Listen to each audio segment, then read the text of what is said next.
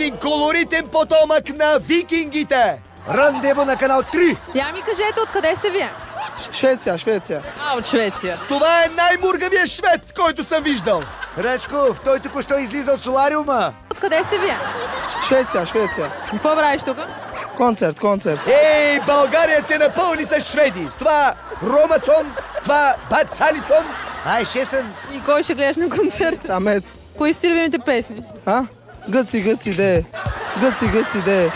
Гъци, сигурно е шведския химн. Кои сте любимите песни? Гъци, де. Всички цигани в България не правят секс от глад, да знаете ли. Безработица и те няма време за секс.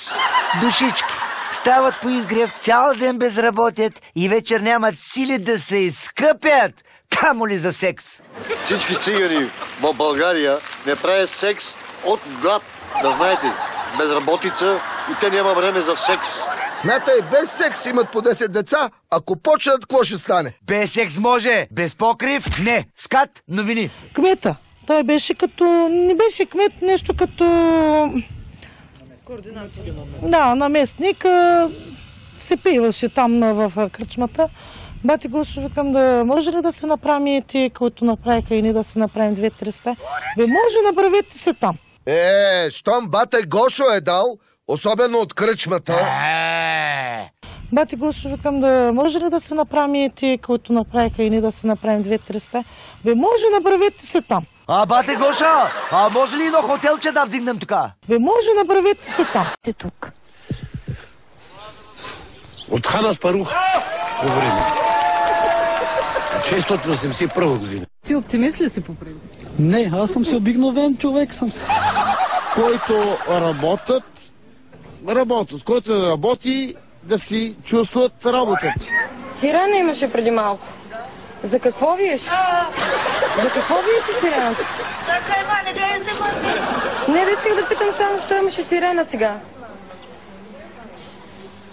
Защо имаше сирена сега? Болно бях пари, защо ми стана. Сирена. Нема сирена. И ние дойдохме малко да си берем тухли. И аз имам 5 деца. Не, в момента не крадем. Ние се взимаме, това не е кражба. Аз не мога да си изхрана 5-членно дете с 150 лева. Порядъчно пиналият Йордан Начев влезе с гръм и трясък в една от избирателните секции. Събори тъмната стаичка. Въпреки това му дадоха да гласува. Ти знаеш ли, че в деня на изборите не трябва да се пие? Ама днеска пи. А сега, като си в такова състояние, знаеш ли за кого гласуваш? На три. На три съм. Нали? Къде се къпете тук? Къде се къп по клозето? По тоалетната се къпеме. Къде да се къпеме? Наскоро харманлиското сметища се превърна в нещо като ромска мол. Стотици братя роми атакуваха бунището, където бе изхвърлена буквално и бракувана стока от популярна вериги хранителни маркети. Напред, брата! На оръжие! Давай, бутай ръга в гащите и влачи! Да живее лидера! И преди сме виждали братята роми да се запасяват с стоки по нетрадиционен начин. Например, портокалите ги берат направо от магистралата. Портокали, всичко имаме вече, само банани чекаме. Бананите и пържолите. Ще имаме за Коледа дали ще изсипат пържолите тук и ще има и пуйки ще има даже. Чак пуйки не! Но виж праскови. Така е урожай, така да кажа, за ромите от махалата, тъй като те събират прасковите. Сега ще се опитам да питам някой от тях за какво ще използват тези праскови. За компот. Но прасковите не са единствената суровина за компот. От дини също става чуден компот. Най-култовото бране си остава това на тухли. И ние дойдохме малко да си берем тухли. И аз имам 5 деца. Не, в момента не крадем. Суга, ние се взимаме, това не е кражба. Брато, берем всичко от банани до дини. И от праскове до тухли раноздрайка.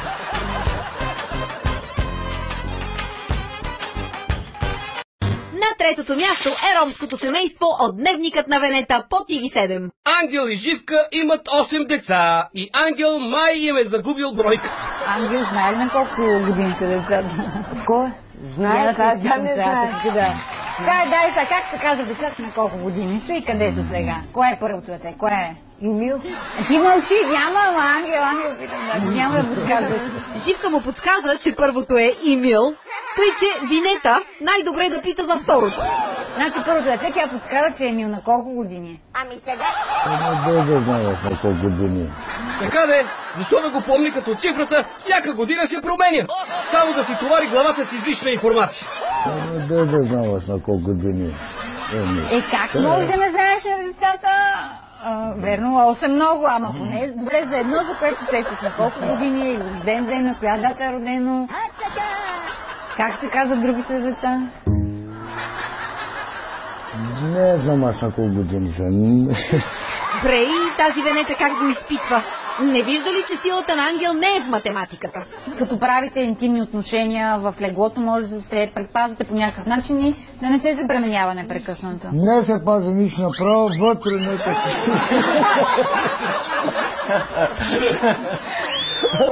Значи заслугата за многобройното потомство е предимно на Ангел.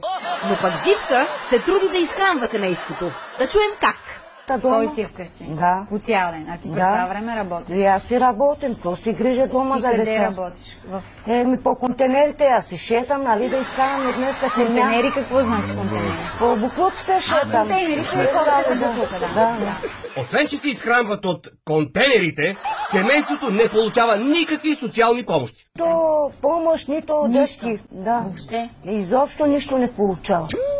Затова Живка и Ангел са повече от доволни, че присъстващата двойка иска да осинови едното от децата им. Аз съм съгласен да са детето при них да си. Добре, в такъв случай мислиш да родиш и друго дете? Аз в момента съм даже бремена са. Сега! Да. Бремена ли да ми ги списам? Ако искаш, като родиш, ела тук, първо да ми отвориш в вас. Не беше ли по-уместно да се зарадваме, ако Живка най-сетне се беше предпазила от бременно? Ето така, например. Аз в момента вече се научих да не съм всеки път бременна. Сега! Едно е да родиш дете, друго е да знаеш какво да го правиш. Не се пази нищо направо, вътре не така. Гледаме и не вярваме на ушите си. Разбираш, тук всички са мръсни хора. Карат кон утре, конови. Конови карат утре и разбиват всичко. Пак там кон карат утре, кон. Кон. Мазето кон карат. Кон бе, кон, не кон. Гледаме БНТ такси и откровенията на едни съвестни роми, които правят всичко възможно, само и само да си платят тока. 3 години бях с това. Така? Излизам, няма ток. Човекът е очаквал светло бъдеще, а то оставиш си тока 3 години без надзор и веднага ти го взимат. 3 години бях с това. Така? Излизам, няма ток. И отивам да питам, там викам, ще извинявате колко ми е тока. До сега 3 години ми ка 1000 лева. Чига, бе? Откъде ги скарва? Чудо ми е колко ли хиляди щеше да е сметката, ако не беше лежал в затвора. От цялата работа едно е ясно. Няма никаква сметка да лежиш в затвора. Плати ли?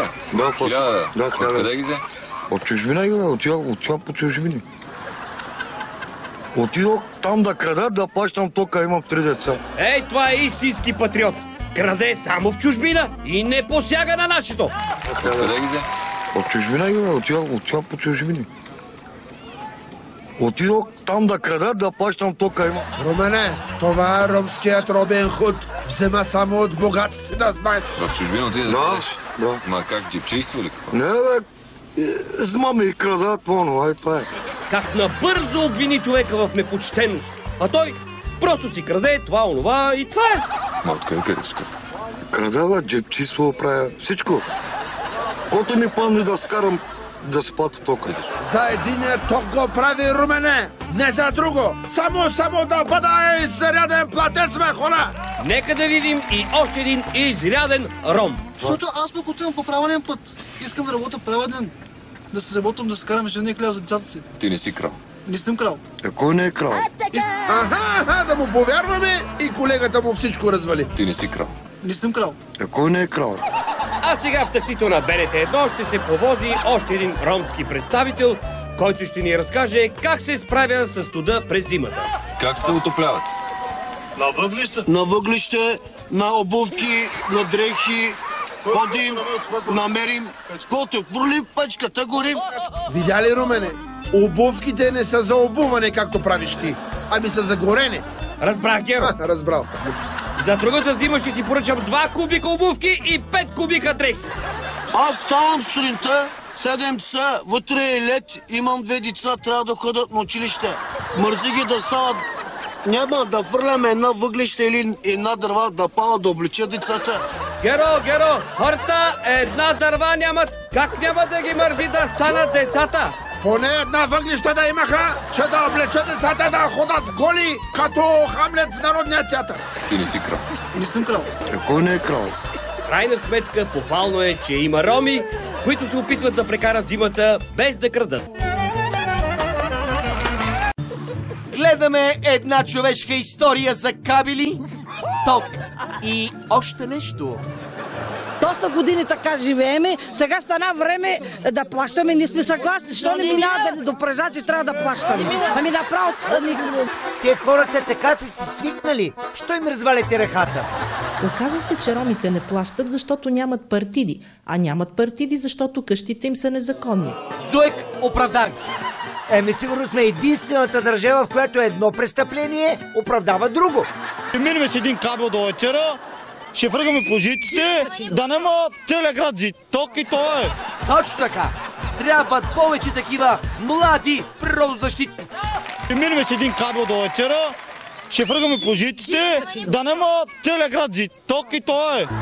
Нощта отново ще бъде тъмна, благодарение на кабела. Най-накрая ще оценим звездите и лунната светлина. А работи ли ви се? Не. Защо не ви се работи? Защото няма работа.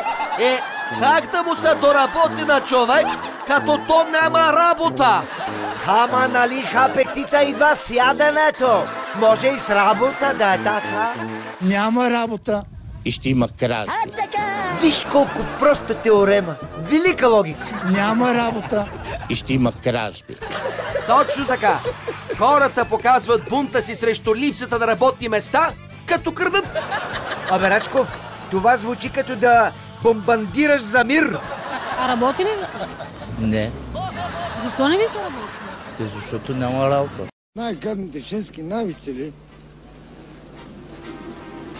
Ау, жена, мамо, или то всичко не е гадно, бе. За ако някой има жена, би ти казваш също, съкам се. Той Завалия говори така, сякаш е единствения наказан да има жена. Ако някой има жена, би ти казваш също, съкам се. Те са гадни, те са гнусни.